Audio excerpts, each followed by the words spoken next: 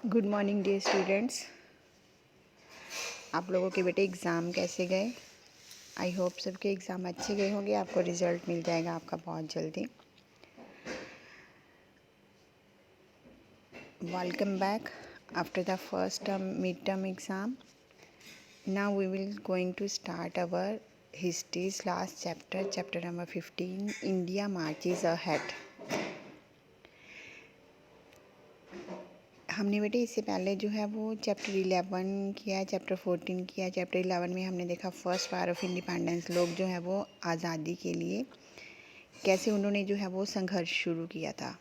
फिर उसके बाद 14 चैप्टर में हमने देखा कि महात्मा गांधी और दूसरे लीडर्स ने कैसे, या फिर रेवोल्यूशनरीज़ ने कैसे कोशिश की कि ब्रिटिशर जो है वो हमारे देश से बाहर जाएं। तो इस चैप्टर में हम देखेंगे इंडिया मार्चेस अहेड कि इंडिपेंडेंस इंडिया को कैसे मिली, कैसे हमने अंग्रेज़ों की ग़ुलामी से आज़ादी पाई, और उसके बाद हम लोगों ने क्या क्या एक्ट बनाए कि हम जो है वो हमारा देश विकास कर सके, हम लोग जो है वो आगे बढ़ सकें। The Indian independence act 1947 was passed by the British parliament. British parliament के द्वारा इंडियन इंडिपेंडेंस एक्ट पास किया गया था। It was design by the Clement Attlee. इसको डिज़ाइन किसने किया था? ब्रिटेन के प्राइम मिनिस्टर क्लेमेंट एटली ने। The Indian political parties agreed on the transfer of powers from the British government to the independent Indian government and the partition of India into 2 nations. कहते British government जो थी वो जो powers उनके पास थी वो इंडियन गवर्नमेंट को, इंडियन पीपल को ट्रांसफ़र करने के लिए एग्री हो गई थी। और साथ के साथ किस चीज़ पे एग्री हुई थी?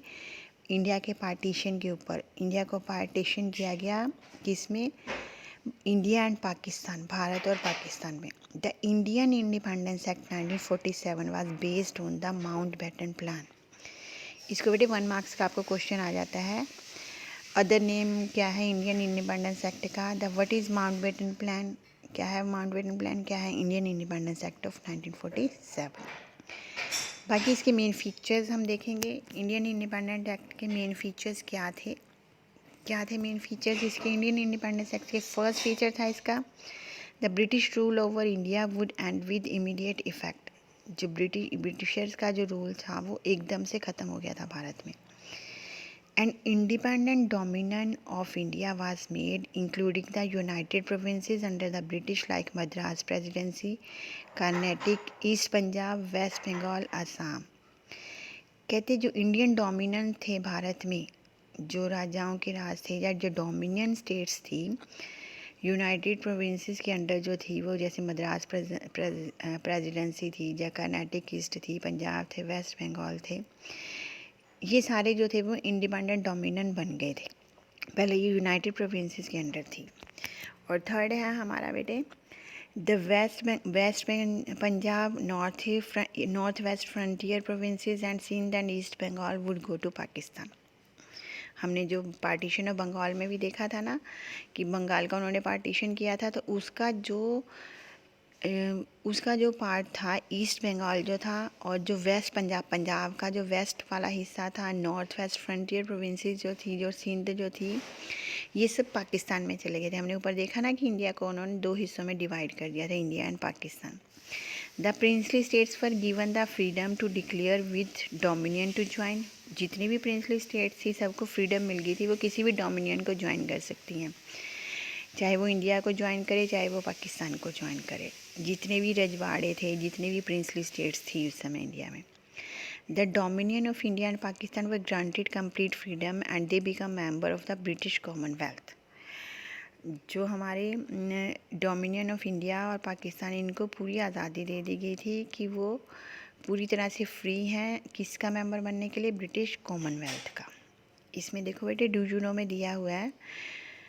कहते जो डिप्लोमेसी को देखते हुए बड़ी सावधानी से डिप्लोमेसी से सरदार वल्लभ भाई पटेल ने क्या किया था? Persuading most of the princely state to join India.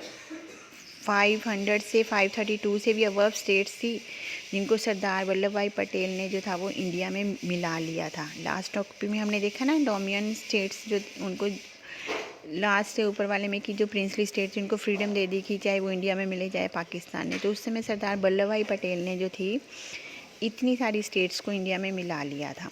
They were benefited by joining India. Most of the state thus accepted to India by August 15 1947।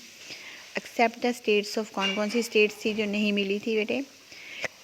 Junagadh, Jammu and Kashmir and Hyderabad, which was join later, जो कि बाद में भारत में आकर मिली थी। पहले उन्होंने ना तो पाकिस्तान को ज्वाइन किया था, ना ही इंडिया को। अब इसी वीडियो में इतना ही, नेक्स्ट जो है वो हम नेक्स्ट वीडियो में देखेंगे।